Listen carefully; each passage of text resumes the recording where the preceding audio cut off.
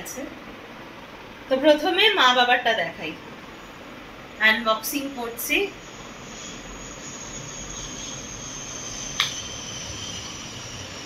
গুরু ব্রহ্মা গুরু বিষ্ণু গুরুদেব মহেশ্বর গুরু সাক্ষাৎ পরম ব্রহ্ম তস্मै শ্রী গুরবে নমঃ।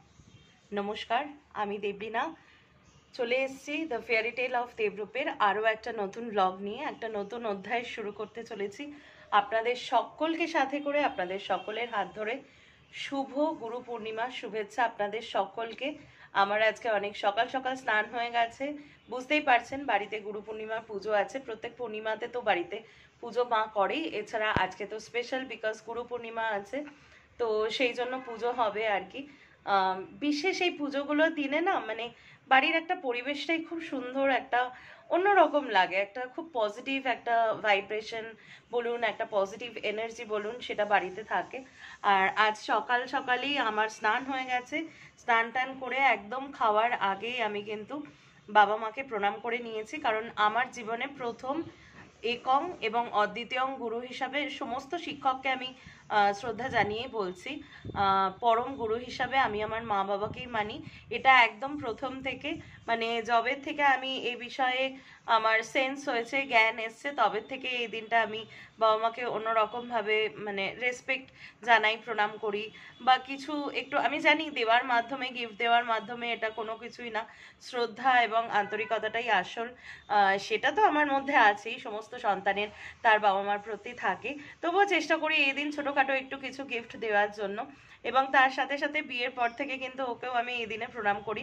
তার কারণ আমি মনে করি যে বাবা মা তো জন্ম দিয়েছে, বড় করেছে, শিক্ষা দিয়েছে। আমি জানি না আমি কতটা কি পেয়েছি, তবে এতটুকু বলতে পারি হলফ করে, আমি আজকে যতটুকুই, যত সামান্য একজন, কিন্তু যতটুকুই হয়েছি ততটুকুই কিন্তু আমার মা বাবার একং এবং অদ্বিতীয়ভাবে আমার মা বাবার অবদান। আর কারোর আর শিক্ষক শিক্ষিকারা আছে, এর বাইরে আর কাউকে আমি রিকল করতে পারি না। আর বিয়ের পর থেকে ওকেও আমি সেই স্থানটা দিই। তার কারণ হচ্ছে প্রত্যেকটা ফেজে না মানুষের মনস্তত্ত্বটা চেঞ্জ হয় আর কি। বাবা মা তো বড় করেছে, শিক্ষা দিয়েছে, সমস্ত ভালোটাকে চেনাতে সাহায্য করেছে ও, তাই কিন্তু বিয়ের পরে ও আমাকে শিখিয়েছে যে সমস্ত মুখোশ পরা লোকেরাই কিন্তু বিশ্বাসভাজন নয়।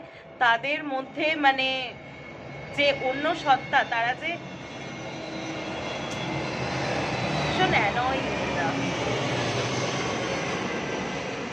যেটা বলছিলাম, সমস্ত মানে কাছের মানুষরা, মুখোশ পরা কাছের মানুষ, কোট অ্যান্ড কোট, তারা কিন্তু সত্যি সত্যি কাছের মানুষ না।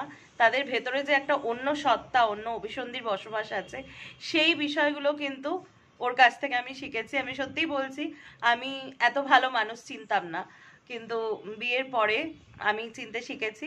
সে বিষয়ে আমি ওকে মানি, কারণ একটা মানুষের সমস্ত দিকটাই থাকে। বাবা মা একটা দিক শিখিয়েছে, ও আর একটা দিকে শেখাতে সাহায্য করেছে, বেটার টু সে বুঝিয়েছে, এবং তাতে আমার কোনো খেদ নেই। আমি বুঝেছি এবং ব্লাইন্ড বিলিফ না, পরখ করেই দেখেছি যে ওর কথাগুলো একদমই সত্যি। তো যাই হোক, আজকে এসব নিয়ে আর কোনো বাদানুবাদ করব না, কিছু মনে হলো, মনে আসলো। আর বাবা মা হাজব্যান্ডকে সবসময় রেসপেক্ট করা, প্রণাম করা, এগুলো আলাদা আমার মনে হয় না কোনো তিথি নক্ষত্র দিনের প্রয়োজন হয়। তো যাই হোক, আজকে দিনটা খুব পজিটিভ মোডে শুরু করছি। তো চলুন, প্রত্যেকটা মুহূর্তের সাক্ষী থাকুন, দেখুন আমি আজকে কি কি করি। প্রত্যেকটা মুহূর্তের সাক্ষী হয়ে থাকুন, এটুকুই বলা। চলুন দিনটা শুরু করি।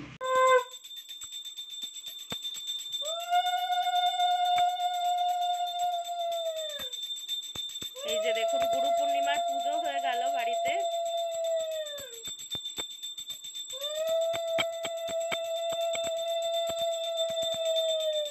এই হচ্ছে উপরে।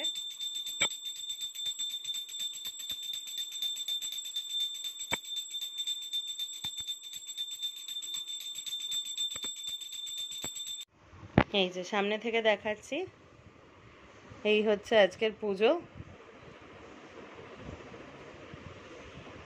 সিন্নি দেয়া হয়েছে, মিষ্টি, মিষ্টি দই, আর নবগ্রহের জন্য দেয়া হয়েছে চাল মাখা নৈবেদ্য।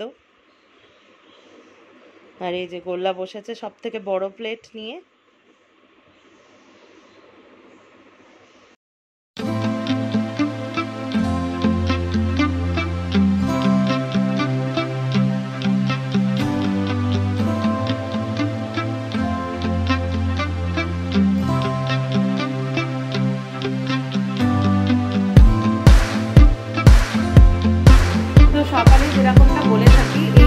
দেখলেই আপনারা বুঝতে পারছেন যে কোন কাজে বসেছি, সেই মহান কাজ ব্রেকফাস্ট।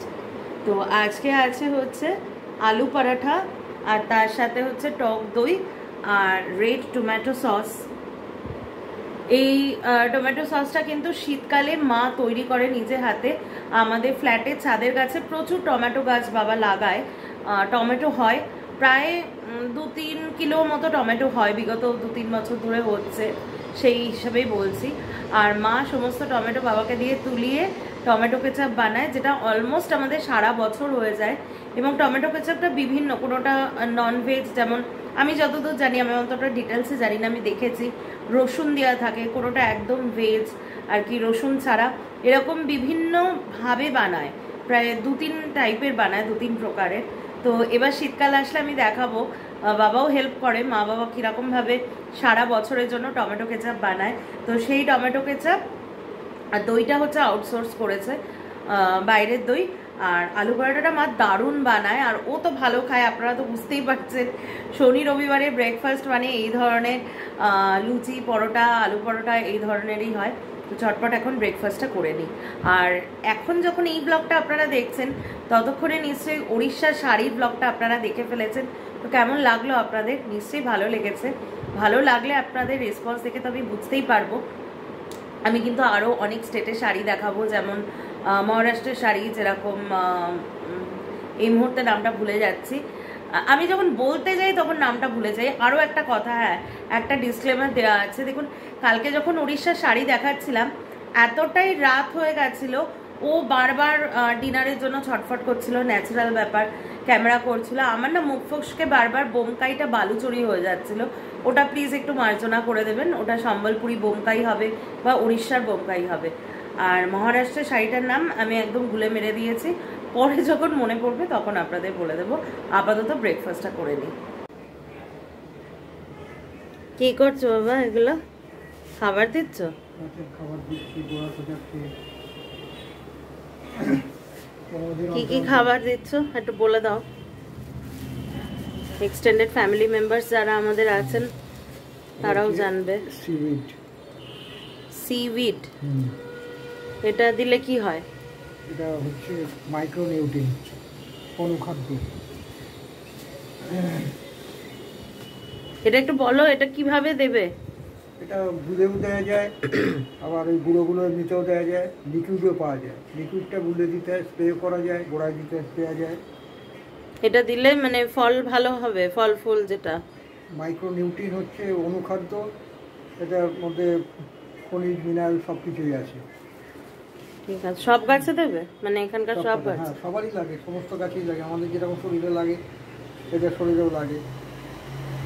আর এটা হচ্ছে বলা হয় কেমিক্যালস, এটা মানে খাদ্য 10-26-26 এই রেশিওতে দিতে হবে। হ্যাঁ, এটা এই কম্পোজিশনেই পাওয়া যায়। আচ্ছা, মানে কম্পোজিশনটা রেডি করা থাকে, এটা গাছের খাবার, এটা রেডি পাওয়া যায়।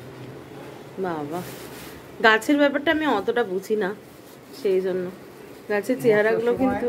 বর্ষার সময় আমি মানে শিংকুচি, তারপরে হাড়ের গুঁড়ো, সর্ষের খোল, নিম খোল, এইগুলো দিই না, কারণ এতে কেঁচো হয় এই বর্ষার সময়। বাকি সময় বর্ষাটা কেটে গেলে আবার ওই খাদ্যটা দেওয়া হবে, তখন আর 10-26 দেবো। আচ্ছা, তো চলে এসেছি লাঞ্চে। আর এখানে মা আর কি দেখাও একটু, সিন্নি আর চাল মাখা, এটা সবাইকে দিল প্রসাদ। এরপরে সবাই আমরা খেতে বসছি। ওর প্রসাদ খাওয়া হয়ে গেছে, ওর বেচারা খিদে পেয়ে যায়, অফিসে থাকলে ওর অনেক আগে লাঞ্চ হয়ে যায়, বাড়ি আর অফিস আলাদা। তো আজকে আমাদের ভেজ আর কি। তো কি খাচ্ছ তুমি? একটু আজকে তুমি একটু এক্সপ্লেন করো। ও বলবে না, চাটনি থেকে শুরু করে চলে যাবে হচ্ছে ভাতে, ও পেছন থেকে বলে। যাই হোক, আমি বলে দিচ্ছি ঠিক করে। ভাত আছে, আলু পোস্ত আছে, মুগের ডাল আছে, কারণ মুসুর ডালটাকে অনেকে আমিষের মধ্যে ধরে, সেই জন্য মুগের ডাল করেছে মা। আর আছে পনির, আর তো মিষ্টি দই, মিষ্টি, যা ফল প্রসাদ আছে সেটাই। তো অনেকটাই দেরি হয়ে গেছে, সবার আজকে তাড়াতাড়ি স্নান হয়ে গেছে, আমি অ্যাজ ইউজুয়াল লেট চলছি। তো এবার খেতে বসি। আচ্ছা, আজকে ভাবছি আপনাদেরকে সেদিনে গোল্লার জন্য কি পারচেস করলাম সেটা ভাবছি দেখিয়েই দেবো।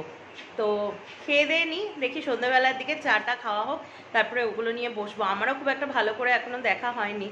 আর যে কোনো জিনিস কিনলে না বাড়িতে এসে একটু বারবার দেখতে ভালো লাগে। ওই একবারই বাড়িতে এসে দেখেছিলাম, আর বারবার দেখা হয়নি। তো আজকে ভাবছি আমি আর একবার দেখবো আর আপনাদেরকেও দেখিয়ে দেবো। তাহলে এখন খেতে বসে নি। কি চলছে তোমার সন্ধ্যেবেলা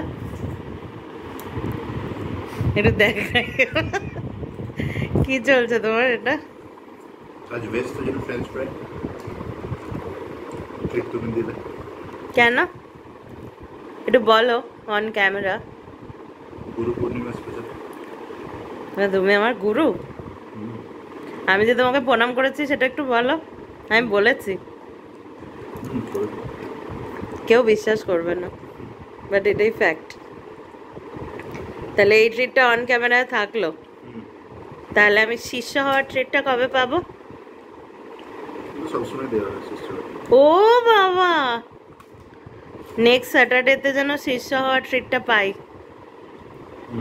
মুখার্জি সে থেকে। আর কিছু বললাম না, ঠিক আছে। তো সন্ধ্যাবেলায় আমাদের চা খাওয়া, তারপরে ফ্রেঞ্চ ফ্রাইজ, পাঁপড় সব খাওয়া হয়ে গেল। তো আজকে আমার তরফ থেকে ট্রিট ছিল আমার 3 জন গুরুকে, আমার মা, বাবা আর আমার হাজবেন্ডকে। আর যেহেতু এটা একদম ভেজ ডে, সেই জন্য পাঁপড় আর ফ্রেঞ্চ ফ্রাইয়ের উপর দিয়ে গেছে, নয়তো আরো বেশি পড়তো আর কি। যাই হোক, মানে জোকস অ্যাপার্ট, আমি ভেবেইছিলাম ওদেরকে আজকে কিছু একটু খাওয়াবো, বা কাল হোক পরশু হোক, তো আজকেই হয়ে গেল সেটা। তো আমাদের সব কমপ্লিট। এবার আপনাদেরকে যেটা আমি কথা দিয়েছিলাম দুপুরবেলা বা সকালবেলা, যে গোপালের জন্য সেদিনকে কি কি কিনেছি সেটা দেখাবো। প্রথমেই বলবো, বক্সটা একটু দেখুন, রাখাল চন্দ্রদের থেকে কিনেছি, সেদিন দেখিয়েছিলাম আপনাদের। ওনাদের ফোন নাম্বার আর অ্যাড্রেসটা আমি দিয়ে দিচ্ছি, আপনারা নিশ্চয়ই স্ক্রিনশট তুলে নিয়েছেন। তো প্রথমেই আমি বলি, গোপাল যখন মা আমাকে দিল, সম্ভবত এপ্রিল মাসে, বোধহয় ফেব্রুয়ারি মার্চ, এপ্রিল মাসের আগে আর কি, কারণ পয়লা বৈশাখে পুজো হয়েছে। তো তখন মা দিয়েই গোপালকে বলেছিল যে প্রথম বছর জন্মদিনে আর কি মায়ের তরফ থেকে, মা বাবা দুজনের তরফ থেকে গোপালকে সোনার আর কি কানের দুল দেওয়া হবে। তো মা সেই প্রমিস রেখেছে, গোপালের জন্য সোনার মাকড়ি কিনে দিয়েছে। আর আমি বলেছিলাম যে আমি গোপালকে পুঁথিতে গাঁথা মুক্তোর হার, মানে মুক্ত সীতাহার আর কি করে দেবো, গোল্ডের অবভিয়াসলি। আর ও বলেছিল যে, মানে ওকে আমি বলেছিলাম যে তুমি তাহলে একটা রূপোর সেট করে দিও। তো ওরটা এখনো ডিউ আছে, মা বাবা আর আমারটা হয়ে গেছে, সেইটাই আপনাদেরকে দেখাবো আজকে। গোপাল কিন্তু খুব খুশি হয়েছে, এই যে বেরিয়ে গেছে। তো প্রথমে মা বাবারটা দেখাই, আনবক্সিং করছি।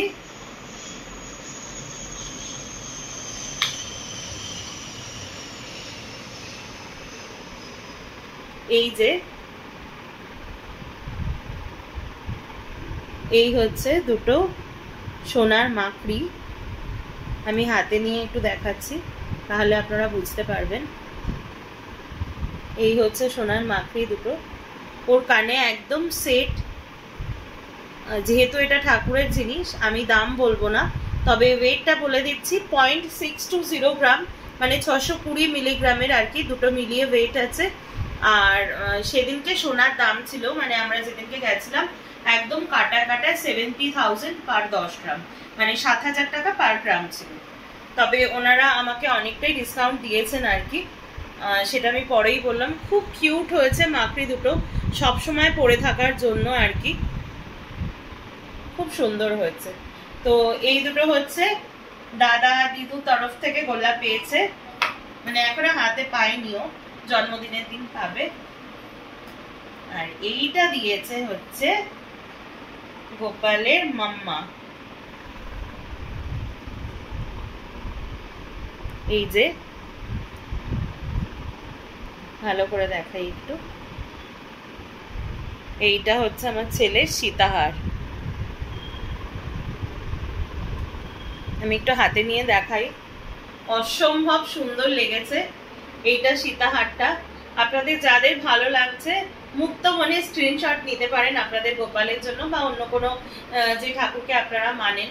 তো এটা এত সুন্দর, সেদিনে আমি যে ব্লগটা করেছিলাম রাখালচন্দ্র দের আর কি, ওই ব্লগে আমি এটার ওয়েটটা বলে দিয়েছিলাম। এটা সম্ভবত 2 গ্রামের কাছাকাছি, 2 গ্রামের থেকে একটু কম লকেটটা।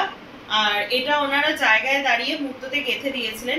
আমি একটু চেয়েছিলাম যেরকম আমার সীতাহার আছে, মানে 2 ছড়া মুক্ত দিয়ে খামি দিয়ে বাঁধা, তবে ওটার মধ্যে গেলাম না। তার কারণ হচ্ছে ওটা সত্যি বলতে কি আউট অফ বাজেট হয়ে যেত। আমি একটা জিনিস মনে করি যে মন থেকে যেটা চেয়েছি সরল মনে শান্ত মনে সেটাই দেয়া ভালো। সবটা মানে অতিরঞ্জিত করলে যে গোপাল অতিরিক্ত খুশি হবে, অতিরিক্ত কিছু হবে, সেটা আমি মানি না।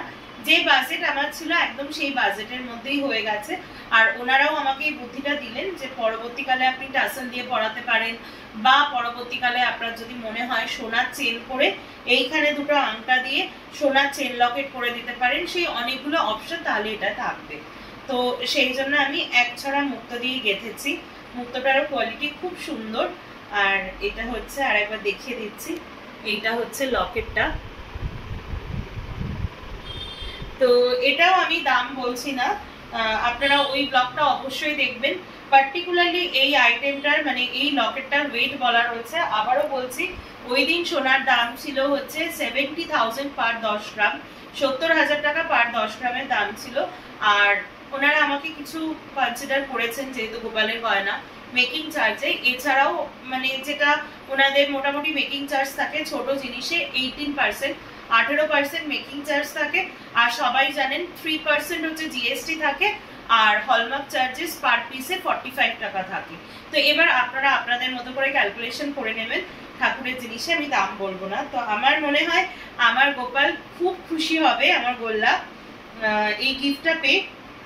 আর আমি ওকে কি ভেবেছি জানেন, যে সকালবেলা মানে আমি 3টে সেকশন করবো, আমি বলে রাখছি, মানে এরকম ভেবে রেখেছি।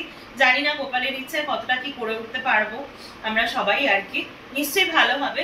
তো আমি ভেবেছি যে জন্মাষ্টমীর দিন সকালবেলা ও তো সবসময় রূপোর মুকুট করে থাকে, আর ওর পাপা ওকে যে চেন আর কানের দুলটা দেবে রূপোর, ওইটা দিয়ে সাজিয়ে সকালবেলা ওকে একটা সুন্দর ব্রেকফাস্ট দেবো। তারপরে দুপুরবেলা ওকে স্নান টান করি একটা ভালো নতুন জামা পরে, সকালেও ও নতুন জামা পরবে, আবার দুপুরেও ভালো একটা নতুন জামা পরে সোনার ওর মুকুট সেটাও আমি অ্যারেঞ্জ করবো।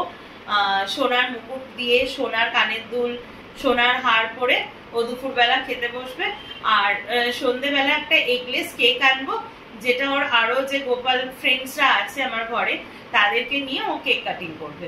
আর রাত্রিবেলা যেরকম গেঞ্জি প্যানি করে শুতে যায় সেটা হবে ফুলের সাজ। তো এরকম একটু ইচ্ছা গোপালকে নিয়ে আছে আর কি, দেখা যাক।